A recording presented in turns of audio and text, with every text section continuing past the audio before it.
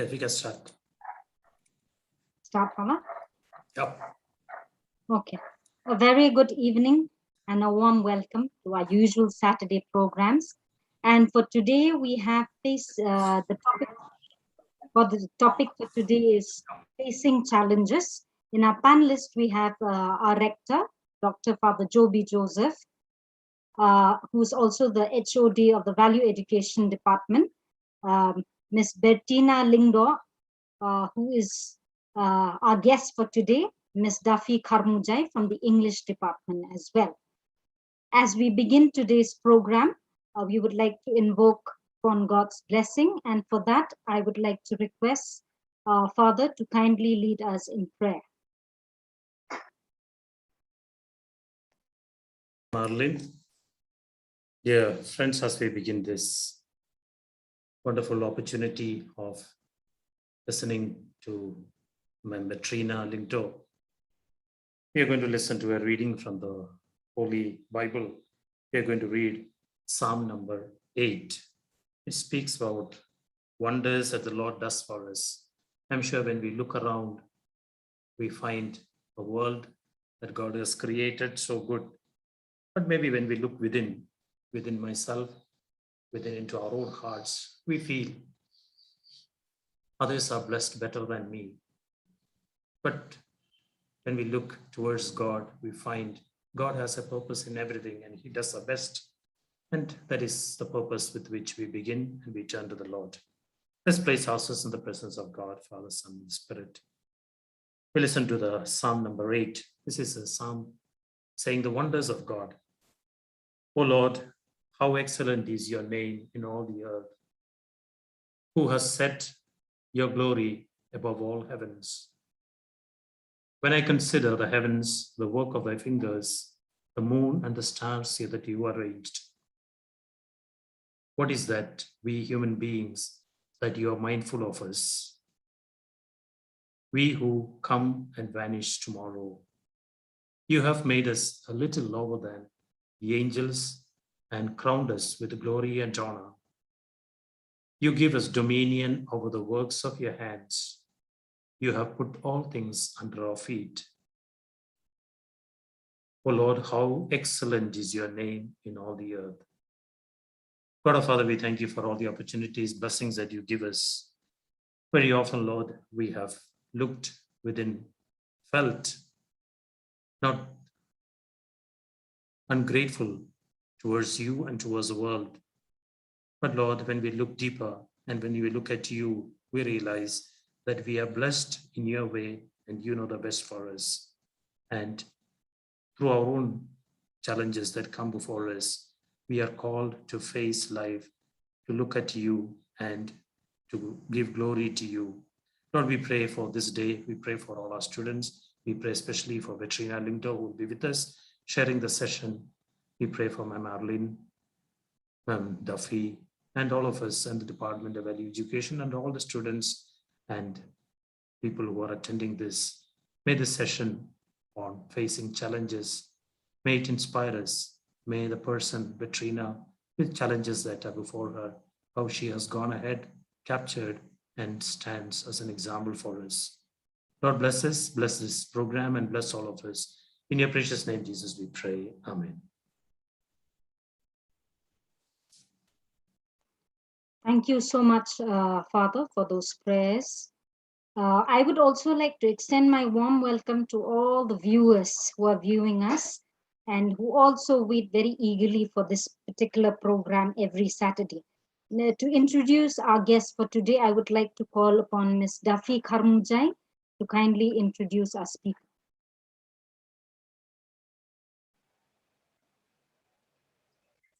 Good evening, everyone. I'm Ma'am Duffy, and today's guest speaker is my wonderful and my dear friend, Bettina Lingdo. I came to know Bettina Lingdo when I was doing my master's in the Northeastern Hill University. And to give a little introduction to Bettina, I would say that she is not only a wonderful dear friend to me, but she has also been one of the most inspiring people I have ever met in my life. She is one person who has been given so many challenges, so many hurdles, so many difficulties, and yet who has managed to overcome all of them and made them not her stumbling blocks, but her stepping stones in life. And today, Bertina is not only, she was not only a lecturer, but now she has also gone a step ahead, and now she is actually a research scholar in the University of Martin Luther. So I know that all of you are looking forward to hearing her story. So I give the next section to Bertina Lingdor. Thank you so much, Duffy, for your introduction. And also, I take this opportunity to thank Father Joby and Ma'am Arvin, who's also here together with us, and for giving me this opportunity to share my message and my experiences to other youngsters. All right, and which means to all of you who are presently listening to what I am going to speak about. So thank you so much for the opportunity once again, and I hope that all of you would get something to learn from today's value education, which is about the facing challenges, or how do you actually overcome challenges in life. Okay, so right away I start with what I want to start. So as you all know, the topic for today's program is on facing challenges. So I have been one of the person to have gone through so many experiences and many challenges, which I have actually been able to overcome them. So I would like to share with you, because I believe this would help you as you grow up as students. So everybody in life, as human being, we actually have difficulties in life, we have challenges in life, and we have so much to do in life. All right, so we have lots of problems, especially when it comes to education. Education, as we know, it is the most important part of each and everyone's life. It is not only important for a person with disability, it is not only important for a person who are without disability, but it is important for everybody. So whether you are rich or poor, or whether you belong to any category, but education is the most important thing, as we all know. So, but as students, we have many things to do, and we have many challenges in life. So the first point what I would like to speak about is about, it includes about reading, writing, studying, and examination. So as students, we have to read, we have to write, we have to study, and we have to prepare ourselves for the exams. So reading would not be very easy. Writing would also not be very easy. Studying would also be another problem, and facing an examination would also be another problem for all of us. All right. So before we come to examination, we have to come to college, we have to come to school, we have to prepare ourselves to read, we have to prepare ourselves to write, we have to prepare ourselves how to study, how to learn, how to remember things, and how to remember the lectures which our teachers had taught us in the class. Okay, and as students, we also have to make sure that we need to be disciplined, we need to be regular, we need to be, punctual. So we need to maintain all systems that the college and schools have put for all of us. So reading will not be very easy. So for you people, you need to get books to read. You need to come to class to get the lectures so that while reading, you'll be able to understand. And then you also need to write, to take down notes inside the class, or maybe even when you go back home, as you read, you write at the same time, so that you would remember properly. And then another challenge would be for you is that, am I able to study? Am I able to prepare all lessons, all notes? So especially when your exams are near. All right. So now this has to face by all persons, person with disability, person with visual challenge, and also with persons who are without any disability. All right. So, but the problem with the challenge with PWD, especially for visually impaired and hearing impaired, the problem is that we need more time actually to read and write and study before we come to the conclusion of facing an examination. So we need more time to read because we do not read as how other people read. We cannot see the book. We cannot write with a pen and a pencil, all right? So our way of writing is different, especially for a visually impaired person, for a totally blind person, or for even a low vision. So we need time to read because we do not read, as I said, like how other people read, but we have to feel with our fingers, and that's how our brain gets connected to our fingers. You can see as I am reading now. All right, so this is how we person read. Okay, so my first point includes read, then write, it comes study, and then it comes examination. All right, so this is how we read. So this is of course not very easy for a visually impaired person to read, or even for persons who are without disability also, if they want to learn how to read like how I am reading, they would really find difficult because we have to feel the letters, we have to feel the alphabets, and our alphabets is totally different from other from what a normal person's alphabet is. So our alphabet has been, it is a combination of 6 dots. We have dot number 1, number 2, number 3, number 4, number 5, and number 6. So with these 6 dots, we make them into A, B, C, D, and till Z, or 1, 2, 3, or whatever, a word or a sentence with the 6 dots.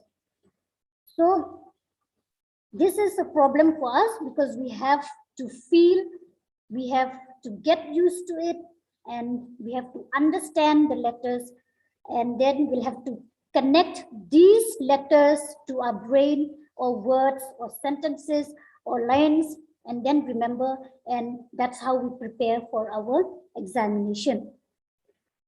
So now after we prepare with the help of this for the examination, to face our examination is also another problem because we cannot write by ourselves, especially for a visually impaired person, which I am talking about. All right. So a visually impaired person cannot write by himself or by herself using a pen or a pencil. So he needs a scribe. Okay, SCRIBE. A scribe means a writer, a person who will help a blind person to write down his answers during the examination, even during the test. So he has to get a scribe, he has to get somebody who is, the first thing, he has to get a person who needs to be very patient and who can write well, whose handwriting maybe should be somehow good. Otherwise, what if teachers are correcting his script and there could be a problem that he failed in the examination because of the writer, because they can't recognize his writing very well. So because of that, the teacher is not recognizing the writing very well. So it's not the fault of the teacher. It is the fault of a person who is writing, because he doesn't have that good handwriting in him. So teachers will only give marks if she understands the writing. So that is another problem. So we have to get, a writer who is good at writing, not really good, but then who is understandable his writing. And the second thing, we need to get a writer who is very, very patient.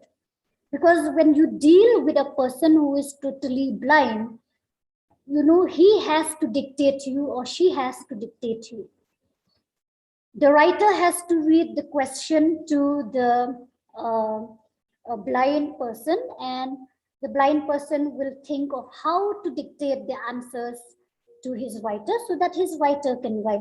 So the writer needs to be very patient, because he has to wait. It is not easy see, if I can write by myself, automatically it comes to my head, the answers, and I can just write by myself. But dictating others, it's quite a challenge for a visually impaired person. Sometimes I have had this experience that I had many points in my mind. I can elaborate things very well, but just because I have to dictate to someone else, it distracts my mind, and that's how I am not able to write properly. And we will always have the feeling that maybe if what is your name? Suppose if Leonard is my scribe, and obviously I will have the feeling that maybe Leonard must have feel tired, so let me cut the answers short. It could also be in that way. We person with visually impairment, we have so much to think for others that maybe he's tired, so I still have lots of points to add. I still have to write my answers in detail, but just because I feel that maybe he must be tired, maybe he must be in a hurry to go back home, so I have to cut down my answers, cut short my answers. So we are like those type of person. Most of the visually impaired persons, they are in that situation to think for others' time and all that. Of course, the writer will tell us, no, you take your time, you can write, take your time, I'm not in hurry. But still that feeling in that a visually impaired person will have, because we have to think for others also. We are at least grateful that he or she has spared his time, has made his time for us. So why should we we take advantage of his time? So that is also the thing. So that is facing examination problem. We have so much problem. We have to think of our writer's time. We have to, think of the time limit. And sometimes 3 hours time is not enough for us to write the exams, because we have to dictate and he has to write. So it takes time. It is different thing. So that is the first challenge we've had. Now my second point is, as visually impaired, I come to experiences. So when I say experiences, I include work experiences, traveling experiences, because this is what I've been experienced as a human being and as a visually impaired person. So lots of travel experiences I had. In Laimukra, almost all shopkeepers knew me because I travel all by myself. I move independently all by myself. So we actually have that spirit of, we are courage enough. We don't feel, we don't need mercy or pity or people to sympathy us, but we need people to give us that good environment. But if the environment where we are staying is not safe or is not good, then obviously, we we are very much dependent. But as long as the environment is good, so we are always independent, I'm sorry. So I've been traveling all the way to Hojai district, which is in Assam. I've been as a English trainer in Assam, Hojai, for almost 2.5 years. So I've had a lot of experiences. I've traveled all the way from Shillong to Guwahati, and then from Guwahati, take a local train and go to Hojai. So of course, it is not very easy for me. It's a very, very big challenge because I have to carry my luggage, and then I'll have to use my white stick. If I can show you the white stick, which a visually impaired person used to carry. This is actually to make a person feel independent while walking, so that we won't hit the wall, or we won't fall into the drain or into the steps, or we won't hit the car, or we won't hit persons. All right. So with the help of this white cane, I traveled from Hojai back to Guwahati and again back to Shillong, because if I get holiday, I have to come to Shillong. And I met many people on the way. Some of them are good and some of them are also not good. So in this world, we cannot expect all good things all the time. Sometimes bad things could also happen, but we have to accept, and we need to learn from even bad experiences. In fact, we learn good things from bad experiences. So there are people who will be very helpful to us, but there will be people who won't even mind, okay, who we are. They don't actually know who we are. They don't know that we need help. They don't know that we are in that situation where we need the good environment for us. So there are people who helped me very easily without asking also. They approach by themselves and they help. But then in some instances, there are also people where even after approaching, they will not be ready to help you. So you can't do anything at that time. You can't even, you cannot even curse at that person. You just have to keep quiet and praise God for the bad experiences or bad person you met, and move ahead. Do not give up. So I've lost ways when I go to Hojai. I've lost the train station. I've lost the platform. I've lost the sumo station or the bus station. But I do not give up, because if I give up, then I'll have to get stuck in Guwahati, or I'll have to get stuck in one place only. I won't reach my home, or I won't reach my workplace. So I have to be courage, and you have to be self-confident.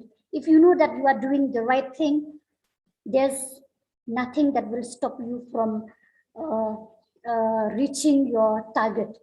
All right. So as an English trainer, I've been teaching students who are not disability. They are all okay. They have eyes, they have ears, they can speak, they can see, they can walk, they can write, they can do everything. But I am the only teacher over there who is totally visually impaired. So that's a challenge for me. I have to teach them. I have to prepare notes for them. And I prepare all those notes in a Braille system, which I do not bring today. I actually forgot. And then I have to make sure that I give tests. I have to make sure that I take their attendance. Because as a teacher, I knew that I have many responsibilities to do. So I have to make sure that I need to finish correcting their answer script. So of course, I cannot correct the answer script. I cannot read by myself what are they writing. So I always take the help of teachers, who I can take. So they will read down for me what the students has written, and according to what they wrote, I gave them marks, and that's how I'm able to overcome that challenge. Because I know that if I tell the principal or the head of the school or of the college that I can't correct the answers script of the students, then he will ask me to leave the job. And then what will I do? Then it will show that I cannot defend myself. It will show that I'm not confident to work as a teacher. So because of that, I knew that I need to be I need to communicate with my other colleagues. I need to have a good communication with them, and I need to be, as a human being, I know that I need help from them. So we need to be really humble as much as we can. Of course, sometimes because we are human, we cannot be humble all the time. But as much as we can, that is how we should be, according to my experiences. So that is how I'm overcoming my challenge as a teacher. Of course, I take people's help. I cannot deny that. But this is all with God's grace and with you showing that you can do things independently. So that is another challenge. My next challenge is about the pressure, P-R-E-S-S-U-R-E. So as a society, there is so much pressure for me, especially when I am teaching and especially when I am doing my master's in English, especially at this present situation that I am doing my PhD in the Department of English. I am doing this in a regular university. So there is so much pressure from me, from the society. As I said, that if the environment is good for us, we can work very well, we can progress with our work, with our studies very well. But there are also many a times we would also have these experiences where, there is so much pressure from the society. Some people will tell you, why are you studying so much? You've done your master's and now you are jobless. You've done your master's because you are jobless. That's the reason you are doing your PhD. Okay, so then somebody would tell me, why don't you do some other thing else? Why do you go for PhD? PhD is a very tough thing for you. And somebody would tell me, I don't think so you'll finish your PhD because it is a very tough. If we who are without disability also, we feel it's very tough, and sometimes we tend to drop, and we just imagine whether you'll be able to complete or not. Okay, so these are the pressure, these are the, the society will see something which they don't really think that we are not able to do. Because of course, PhD is a very tough thing. We need to work hard, we need to put more time, we need to put more effort to it. And especially when I am in this condition, being a visually challenged, I will be needed lots of help from people. So maybe some of my friends might be already staying away from me because I knew that Bertina ma'am might take help, so we might not be able to help her, so we might stay away from her.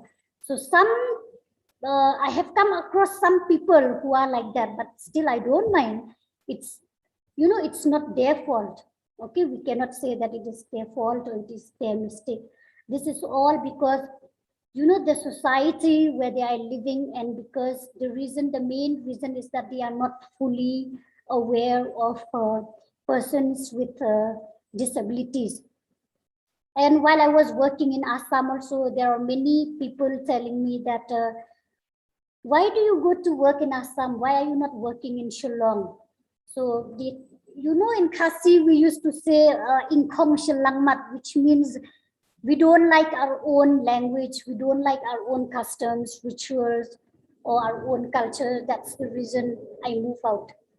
So while I was traveling, some people will say, why don't you bring somebody with you? Even this afternoon or so, while I was coming out from my home, there was a man following me and he told me, Kwang, you should be bringing somebody with you. Are you able to go by yourself? You shouldn't come alone. You should bring somebody with you. See, there are cars, there are so many people, there are so many drains, there are so many steps. How are you managing? So please bring somebody with you. Do not come alone. He was warning me so badly, and I told him, it's okay, Ba, I can manage. This is my own place. I can manage. Of course, I need help at times, but not in Laimukra. Then he says, you can go. I said, yeah, I can go. So, there will be many people. Even when I go to the shop, some people will tell me, why do you come and buy things by yourself? How do you know that this is 50 rupees? How do you know that this is 10 rupees? If I buy kwai, they told me 10 rupees, take this. How do you know this is 10 rupees? I said, yeah, it's my money. I should know that. You see, so that confidence we should have in us. I said, it's my money. I should know this. It's not anybody else's money. It's my money. I'm taking out from my bag itself. So I know this is 10 rupees. This is 20 rupees. Then sometimes they would like to challenge me, shall I give you? How much is this? I said, no, please don't do me that. Okay, I will not know your money, but I'm going to know only my own thing. All right. So, we should be very cunning in defending ourselves as human beings.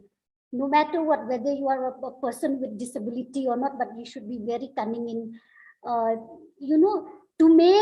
don't allow people to see your weaknesses. That is what I want to say. As much as you can, make people to see the strongest point of view, what you are actually good at, what you are actually strong at. Don't try to make people see the weakness that is in you. So that is what the society pressure, there will be so much of pressure from the society. For you also, maybe as students, there will be so much pressure from the society. Why don't you stay in the hostel? Why should you come from home? Are you spending taxi fare, bus fare? Or how are you parents? They might speak of your parents and so and so and so. See, the society, especially in this generation, it is not good. But as students, as persons, as good human being, I should say, we need to learn how to tackle things so that, all good things will come to us. All right. So that is the society pressure. So my next point is economic challenge. So this challenge is a challenge that everybody goes through. All right. Without money, how can you come to school? Without money, how can you buy books? Without money, how can you buy uniform? Without money, how can you pay the hostel fees, the college fees, whatever? How can you come to school if you have to come from home, taxi fare, or if you come by scooty, by bike, then you need the petrol for that. So economic is a very important thing. Money is a very, very important thing. In fact, in today's world, if you don't have money, nobody will like you, nobody will love you. Hey, if I go with her, she will not even give me a cup of coffee also, which means she doesn't have money. I don't like her. All right. So I've had these experiences also. So see, the society, as I said, in this generation, it is really, really, really bad. It's not good. Some cases, yes, but most it's not good. So, but just because we do not have money, that will not stop us from studying, especially when it comes to education. So just because we do not have money, that does not mean that we do not have to go to school. There are many, many facilities where for poor people, you can all still go to school. You can speak to the head of the department. Something will work out. There is a saying which says that if one door closes, then another door will open for you. So why should you give reasons that because I don't have money, I'm not going to do my PhD? All right. So because I don't have money, I'm not going to the college. Because I don't have money, I'm not going to school. I don't want to go to school because my parents do not have money, so they are not sending me to school. We actually should not live with reasons. We should avoid excuses as much as we can, be it in terms of money, be it in terms of anything, you know, sometimes we tend to tell lie that yesterday I did not come to school because I was ill, but in fact, maybe your parents could not give you money to come to school, you know, for your taxi fare or your bus fare or whatever. So they said, so my son, today you please do not go to school. I don't have bus fare. Please go tomorrow. And what will he say? It's not his fault. He will say yes. So in return, he comes back to school and tell lie to teachers and his friends. And you know, that is not a very good thing, because as a teacher, I've had all these experiences. But in the end, when we go back to when we do a research, we found that because of this, because of this money problem, that's why the child is not able to reach school. So as I said, there are good ways and there are good opportunities. If one door closes, another door open. So I should say that because we don't have money, so we shouldn't study, I don't think so that's a fair answer that we should give to people, you know, as a visually impaired person, and especially when, if I must say this, if I should say this, especially when I am not supported by my family members, then how do I reach PhD today? Just imagine, I wouldn't reach. My simple answer would be, my parents are not supporting me, my family members are not caring after me, my family members do not want me to go to school. So that's the reason I am totally blind and I just stay at home and it's gone, finished. But no, because I am a person that I grew up with that career, that excuses will not help me in life. So that's the reason today, even without financial help, I still reach to do my PhD. All right.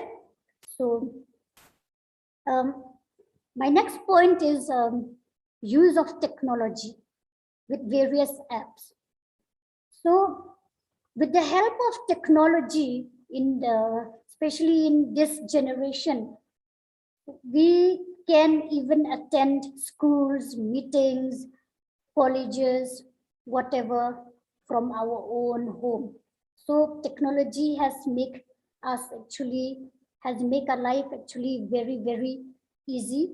Of course, there would be network issues. There would be mobile recharge problem. But again, as I said, excuses will not help you, because I do not want myself also to live in excuses. So as students, or as we have to make use with technology. Of course, we are very poor. Most of our parents are very poor. They cannot afford to buy mobile phones. They cannot afford to buy laptop. They cannot afford to buy, you know, tablet or whatever. But whatever they can, I believe, as parents, they will provide their child, you know, for the bright future of the child. I don't believe that any parent will feel satisfied without providing a child, at least in some way or the other. Be it a very, very less price of a technology term, but I believe every parents, they would like to provide the child for his good, especially in education, in whatever they can. Right? And I've heard in news channel also that these days most of the parents have approached the government that if you don't open schools and college, then you have to provide us mobile phones and tablets and laptops. All right. So this is very good thing. And I am also proceeding my PhD with the help of technology term, and also with the help of my Braille system. And so I would like to encourage all of you that you should make use of technology, especially in studies. If you ask your parents that I need a mobile phone because these days we are having our classes online, make use for classes. All right. So I will not recommend you to make use to watch videos or this and that, unnecessary things. Make use of things that will really help you to grow up mentally. So this is what I want to say regarding a technology term, be it a mobile or tablet or laptop or whatever. But we have to make full use of it.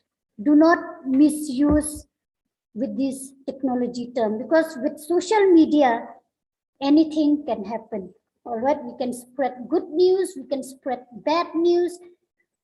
If you know how to make use of it, it's a very, very it's a very good advantage for you. But if you misuse it, then I should say that it will not lead you to a good life. All right. So if you can see this orbit reader, this is called as an orbit reader. So this is one technology where we, person with visually impaired, a totally blind person, is also able to use. All right. So this is like a small computer where a memory card is inserted. Here is the memory card. And then we can write all our notes. We can create folders. Latrina, can you just lift it up above the camera here? Okay. So this is the orbit reader. Little more. Not visible. Yeah. Yeah. So this is the orbit reader. All right. So this is one technology where a visually impaired person can also use in his studies. He can go to college with this one. All right, whatever teachers are giving him important points, he can write down. So here is the memory card. This part, if you can see, it is inserted. So whatever we write, it will install in this memory card. So these are the keys. We have 6 dots. Dot number 1, number 2, number 3, number 4, number 5, number 6. And here in the middle, if you can see, these are the arrow keys. It's like where we have in laptop. Okay, so we have right arrow, left arrow, up, down, and we have the menu key. And then this part, we have this long one is the space bar. Maybe in laptop also we have this long one is a space bar. And here we have how to save the folder, this side also. And if you can hear the sound, right? Yeah, this sound is that we are rolling it up and down to search the file and folders. So here it has, here I found the file English poems. If I go up, there is the file Bertina. Again, if I go down, there is this folder English research, then again Khasi articles, and so on. All right, so if I want to enter in any folder, I click here, okay, and then we can read whatever is written inside the folder. All right, so I believe you've understand this.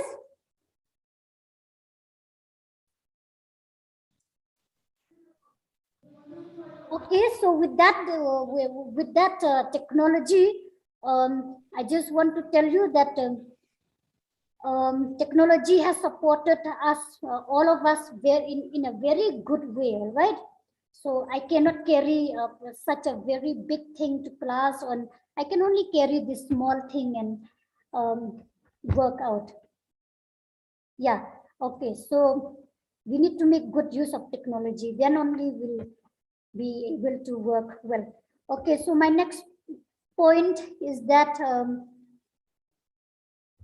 okay, so I've included actually self-independent in my previous point, even the importance of education also, and even how to be independent.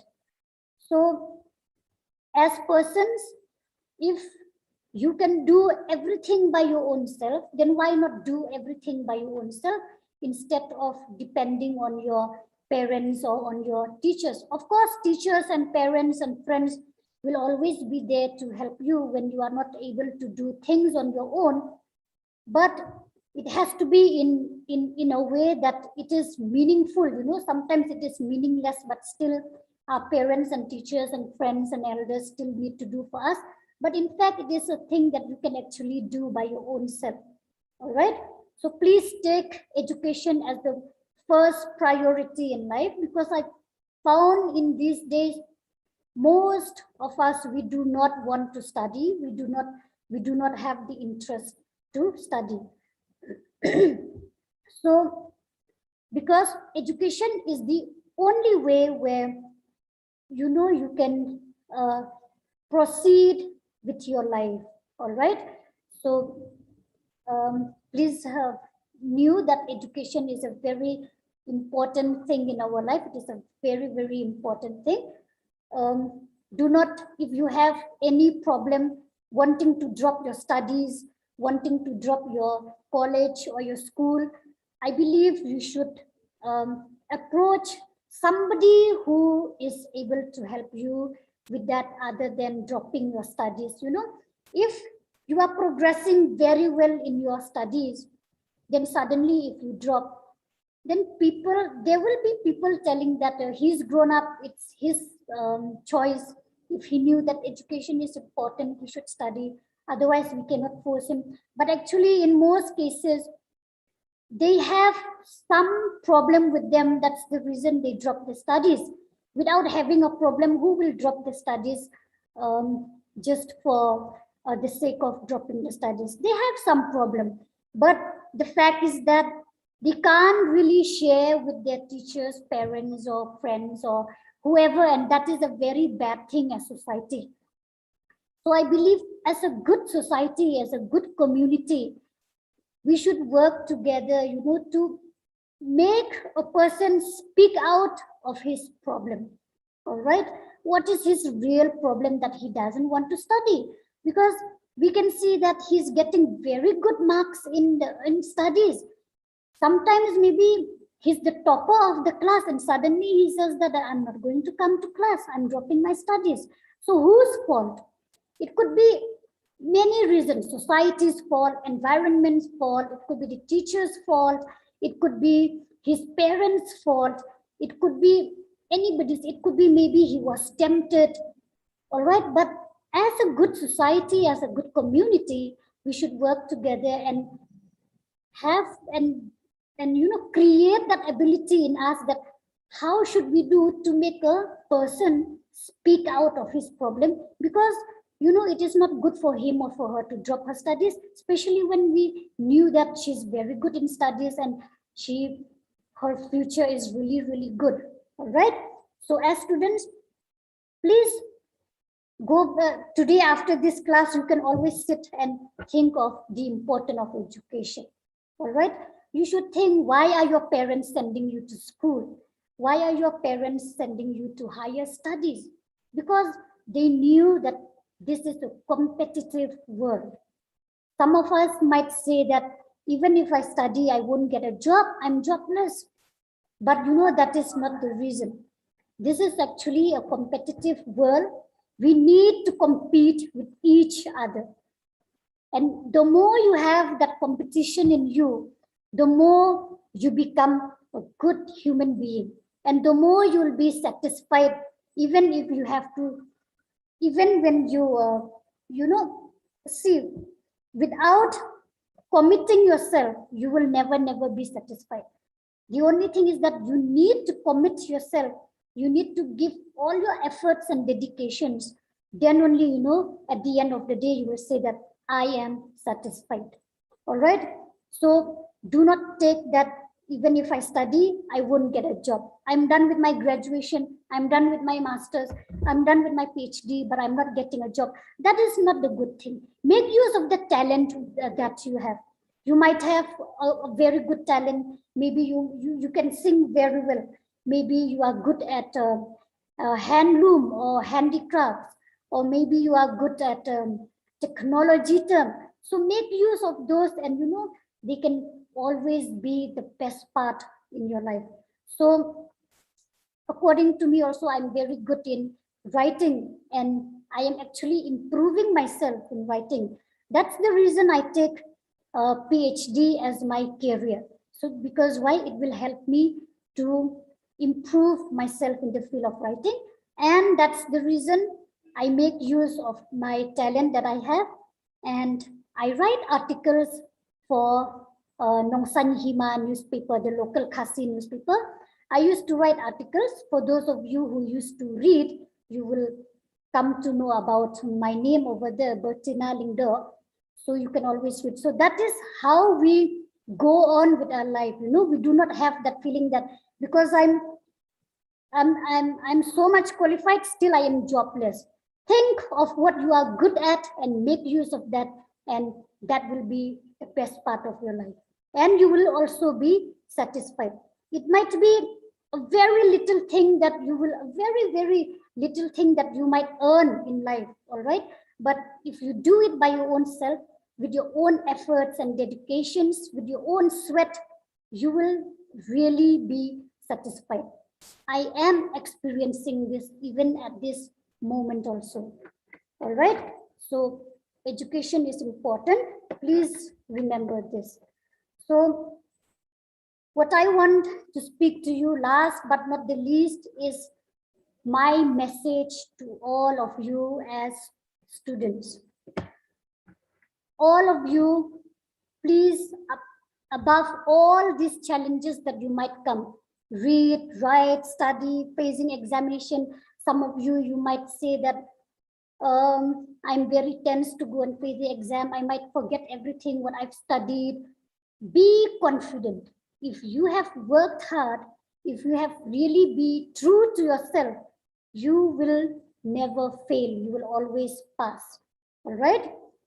But if you just sit idle, then I should say you will fail. Okay?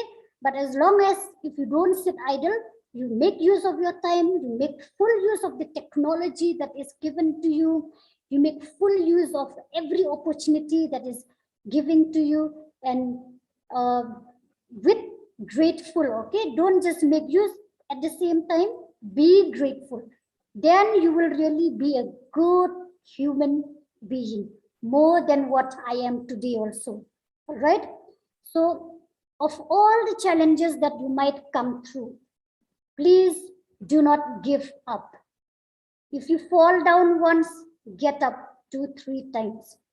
If you fail once, appear for more exams. And that's how you should have that spirit.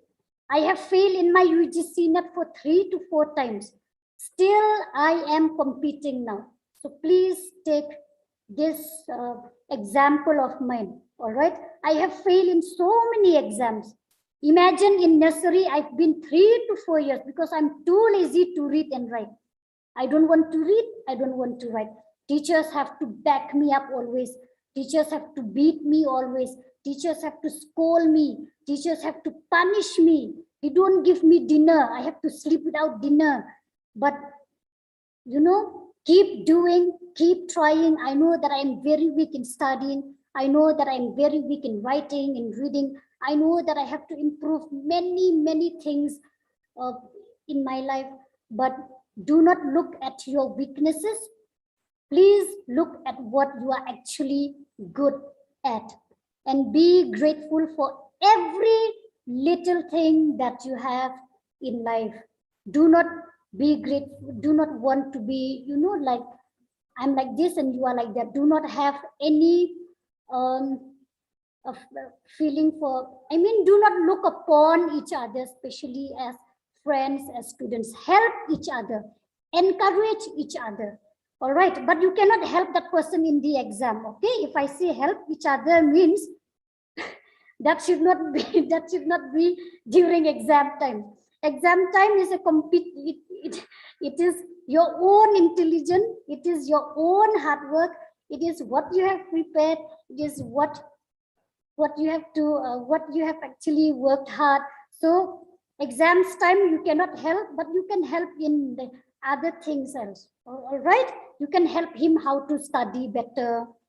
You can help him on how to relax his mind. You can help him in many other ways, how to learn how to make how to play music, or how to help him to know the locations, help him to to learn technology term, but don't help him to write exams, right? Hey, this is the answer, right? This one, not like that. Okay, so be self-confident, self-encouragement, self-motivated. You need to be self-motivated, self-independent, self-encouragement, and always be true to yourself, be sincere to yourself. Do not give excuses in life. Learn how to live with less excuses as much as you can. Of course, we are human beings, as I said. We cannot be always perfect, but as much as you can, learn how to live with less excuses.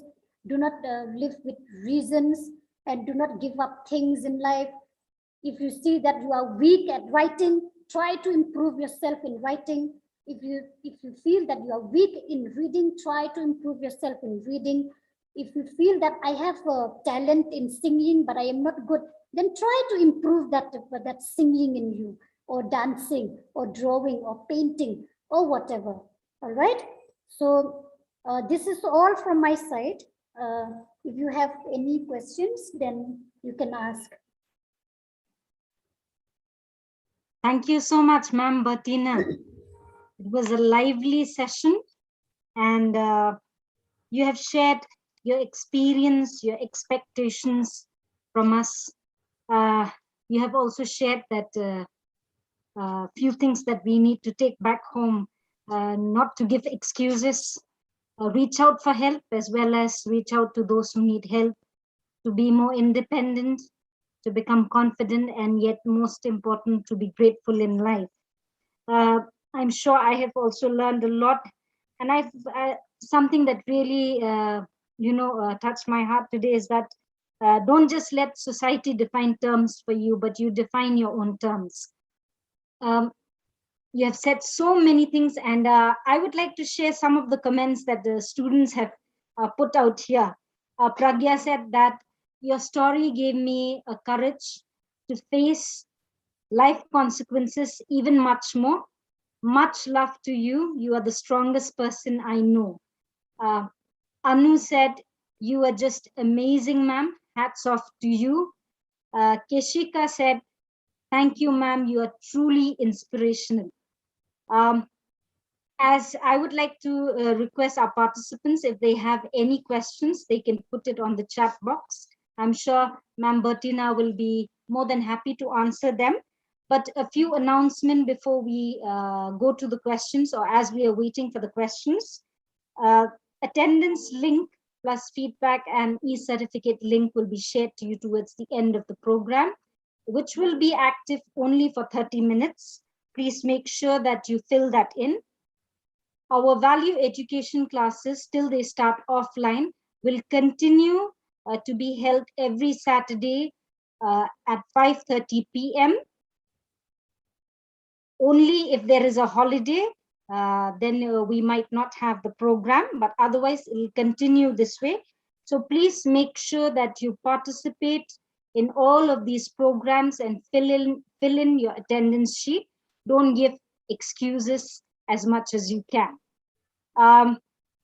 Any questions? Please post it on the chat box.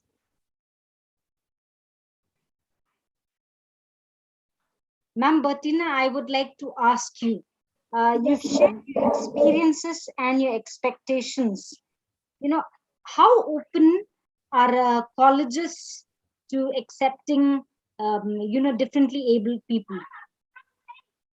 Yes, ma'am. So that is a very good question.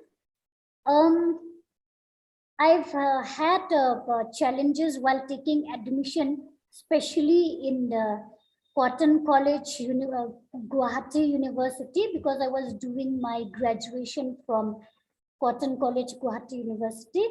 And while I was taking my admission in the Northeastern Hill University, Shillong, it is also a challenge for me, because most of the universities and colleges and schools are not aware of differently able persons or persons who are with special ability. So I've had this challenge. The first thing is that when the first challenge was that in Cotton College, There is a little bit of racial discrimination also. They've asked me that if you are from Meghalaya, then why should you come and take admission in Guwahati? What is wrong in Meghalaya? Are there no colleges? Are there no schools for you people? And I knew that there was also another girl before me. She's also a Khasi who took admission in Cotton College only. I knew that even they did ask her certain questions to her. So I just told them that, see, there was another girl before me also. She's also from Meghalaya, and she's also doing her studies here. And are you all, putting these questions also to her, like how you put to me? Then there is no response for them. I don't know whether they put it or not, because I didn't bother to ask that girl also. So then they told me, if there is a holiday, the hostel will close, and then you have to go home. Are you able? You have? How will you go? How will you come? So the college and the hostel is not in the same compound. So how will you come and how will you go? Who will be able to take you every day to class, and who will be able to take you every day to the hostel? And how are you going to do the shopping and all that? So there are so many questions. Again, they asked me, how are you going to write your exams? I said, I'll have to take with the help of a scribe, with the help of a writer. That is not a problem for me.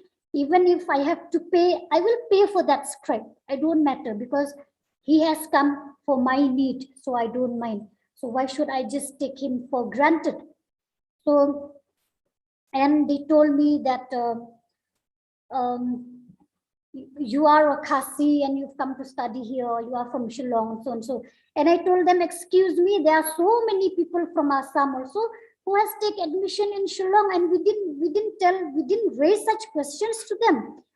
So, and then, I have to answer in such a way that, I'll have to defend myself to get admitted in that college. And they don't want to give me the form admission. So what I did is that I told them, where is the vice chancellor office? So he says, they told me, what do you want to do with him? I said, yes, I have the right to speak to him. If he give, I will study here. If he doesn't give, I know what I have to do. And you know what I will be doing. The law is there, the court is there, I have no problem.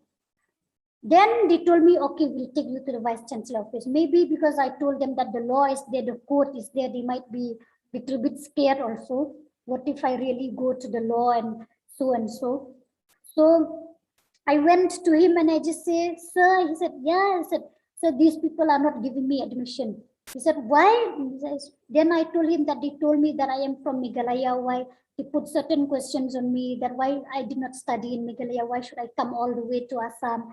And they are asking about my going and coming, how do I move and come, how do I move out, so and so, how do I attend my exams, and so he told me, no, all this I will take care. There is also another girl who has done her studies here, she's from Meghalaya, she has no problem. So what will be the problem with you? There will be no problem with you also. So he immediately ordered those people and they bring me the form and I fill up the form and I proceed on with everything, and that's how I get admitted. Now there is another problem also in Nehu. So I am actually the first visually impaired to do my master's in a regular university. So I am the first visually impaired from the Meghalaya to reach my master's in a regular university. So they again raised so many questions on me that you have to attend all the tests, you have to be regular to class, you have to, you have to come and go, and how will you do, how will you attend the test, how will you write in the classroom, how will you do so and so, how will you, they in fact ask me of even the questions that, I do not, that irritates me. So I just told them that, ma'am, sir, please give me an opportunity first. Then if you see that I am not able to do according to what you want, then you can withdraw me from this university. I don't mind, you have the right to do that. But What if I am able to do all things as normal person? Then what will be your answer at that time to me? Then people have also been helping me, like KSU students and other organizations, and from the State Resource Center, Shillong, they've also trying to help me. And because I'm able to speak out for myself, nobody is, I didn't allow anybody to speak for me. That she need to study, or she has the right to study. I go and meet the Vice Chancellor and the head of the department, and I speak for myself. I tell them that I can do, but what I need from all of you is the opportunity. At least give me the opportunity. If I'm not fit, then please withdraw me. I have no problem with that. So that is the reason. But now, in most of the colleges also, they are aware of differently able persons. So, I am happy, because as a senior visually impaired student, I have overcome all this. That's the reason other visually impaired students now, they find very, very easy to take admission, be it in Shillong College or any other college in Meghalaya, and especially in Meghalaya, because I told them, if anybody hesitate to give you admission, mention my name, that I'm doing this.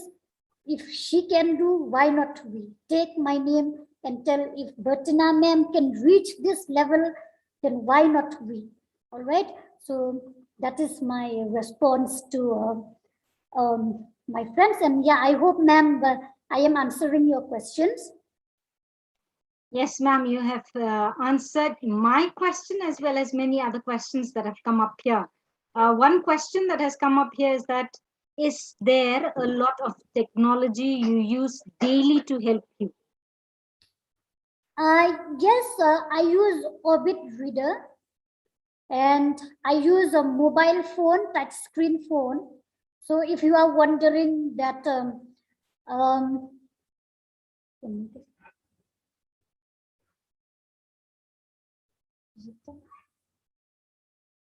so if you are wondering that how I am using my mobile phone, so you can all see this is a touch screen phone. It's a Samsung Galaxy M01. All right, so through this I can do my WhatsApp. Now Facebook notification has come, and then I can call people, I can message people, I can enter to various apps.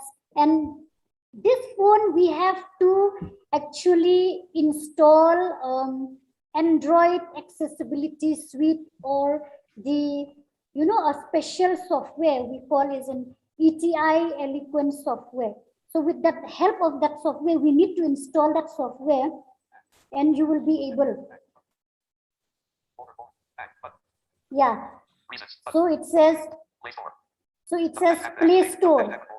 So if I want to go to Play Store, I'll have to click there, double click. Now it says WhatsApp. Now it says phone. So if I want to call anybody, I can explore. So that is how we are using our mobile phone, and also our Orbit Reader, which I showed you before. And we can also use laptop like other people use, but again with the help of a special software that we call it as a JAWS screen reader software. And we also have another one that is NVDA software, NVDA screen reader and JAWS screen reader. So we install that in our laptop, and we do the settings in our laptop, mobile phone, and that's how it will read. So when we touch any keys, it will read. If we touch a space bar, it will say space. If we touch any up arrow, down arrow key, it will speak out. If we go to any folder, it will tell us that this is the folder. So we have to click on that, and that's how we work with the technology term. Thank you so much, ma'am, for answering that question. I'm sure many of us are using technology. some of us are giving a lot of excuses that we don't know how to use it. So the next time before you give any excuse, please remember what Ma'am Bettina has accomplished so far, okay? Yeah. Ma'am, there are a few more comments that have come up. This is from Don Bosco College, Panjim, Goa. Ma'am, they said, ma'am, I'm a faculty member from there, and you're such an inspiration to all of us. Nrishika Biswa says, ma'am, your story and experience have filled me with confidence. Philemon Dakhar has said, ma'am, sorry, that's a question. Deepika Vishwakarma says, you are too brave, ma'am. I'm really proud of you. Today I'm inspired by your each word. I salute and your courage. Thank you, ma'am, for this live session. There's one more question that has come in. Ma'am, how do you feel when people try to dissuade you for further studies? Yeah, thank you. That's a very good question. So, yes, people have already, tried to withdraw me from my studies, to continue further with my studies. But as a human being, sometimes I really feel that maybe this is true what she said. Maybe this is true what he said. I will not be able to cherish the target that I am looking for. But when I came back home and when I sit all by myself, when I think, and I feel that I shouldn't listen to what the outside world are speaking to me, but I should follow what my heart says.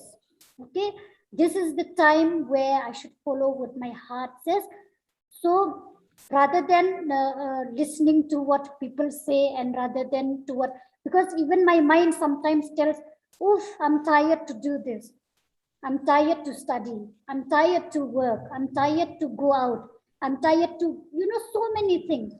But my heart, when my heart keeps saying that no, you should finish this, you should be able to do this, so the best thing what I am able to overcome this is that I listen to more to what my heart speaks, other than what people and my mind speaks. Of course, you will really feel that pressure when people tell you, when people ask you so many questions, and when people, warn you or prohibit you, stop doing this, stop studying, search for a job, or stop doing this, you cannot see, stop coming out, stop going out, you cannot see, bring somebody with you when you go to the shop.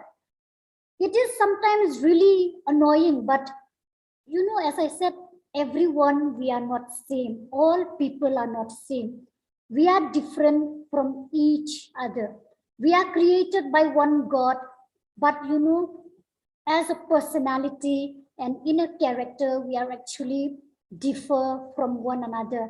Mentally, physically, spiritually, we are differ from the other. And people's feeling will also be different from the other. So we just have to, accept what people say. Just think that, okay, because they don't know, because they are not aware yet, so it's okay, it's not their fault. So I hope I am answering their questions. Yes, ma'am, completely you have answered the question. We have already passed our time, and so I think we will also wind up here for today. But before we wind up, ma'am, there are a few more comments that I would like you to hear. Your Lydia Mary Nombri has said, your passion to make a difference in the world is unbelievable. You put your heart and your soul into your endeavors and surpass any personal goal you could have set. You inspire me to be the best version of myself. Pritiksha again says, thank you, ma'am, for the wonderful live session. You truly inspired me. Thank you very much, ma'am, for the wonderful live session. God bless you with the heart as well she's kept. Safidani has said, you're inspiring, ma'am. And Mary Linda Nonkandri has said, ma'am, you're a great person. You are an inspiration to all the people, to all of us. So anyways, thank you so much, ma'am Bertina Lingdo, for spending your time and your energy as well for us, sharing with us your experiences. I'm sure it's eye-opening to many as well as inspiring to all. Before we end, I would like to say thank you to the principal for allowing us to hold this program, our rector and head of department, Father Joby, Ma'am Bertina for spending your time, Ma'am Duffy, who has been there, and Leo, who is in the background as well. Thank you so much. And also, Wandami is also here. Okay, thank you, Wandami too. And also, what I wanted to say, I completely forgot. Anyways, if I have not mentioned your name, please forgive me, but I'm overwhelmed by the session listening to Bertina and all the difficulties and how she overcome these challenges. So we would end this program here for today. So thank you to all the students who have participated, who have given their time from my side. Thank you to all of you students, and I hope that you will be progress very, very well in life. Please remember me. Don't forget me. Thank you. Thank you so much, Ma'am Bertina. The attendance link is active for 30 minutes, so kindly fill your attendance as well as feedback, and you will be getting an e-certificate as well. Thank you so much. Have a good evening ahead. Father?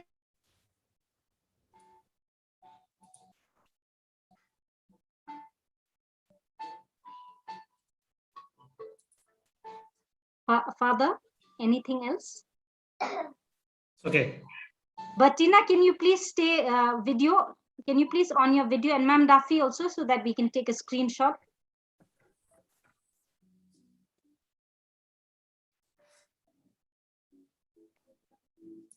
My video is not working.